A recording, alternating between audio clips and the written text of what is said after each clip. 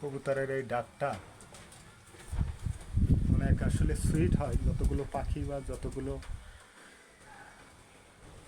পোষ্য পাখি আছে তার ভিতর কবুতরের যে একটা ভালো লাগা অনেকের ভিতর অবশ্যই এটা কাজ করে, আমার মতো আমি বিশ্বাস করি।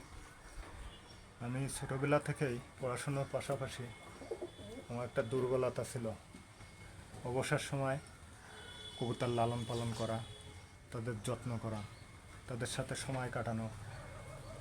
এটা অনেক একটা ভালো লাগার বিষয়। মানুষের একটা থাকে না, অনেক শখ থাকে, হবি থাকে। আমার একটা হবি বলতে পারেন। আপনারা চাইলে সুযোগ চাইলে পালন করতে পারেন বাচ্চাদেরকে, বাচ্চারাও আপনার দেখে শান্তি পাবে। এভাবে করে আপনি মিস্ত্রির কাছ থেকে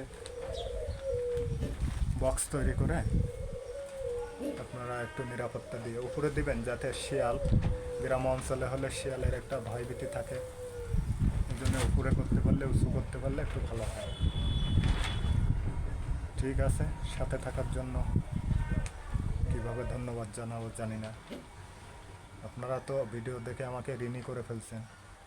আপনাদের কাছে দিন দিন অনেক ঋণী হয়ে যাচ্ছে। শুধু আপনাদের ভালোবাসার কারণে একের পর এক সেট আপ অন করা সম্ভব হচ্ছে। এটা আপনারা পাশে আছেন বলে। পজিটিভ লোক আপনারা সবাই।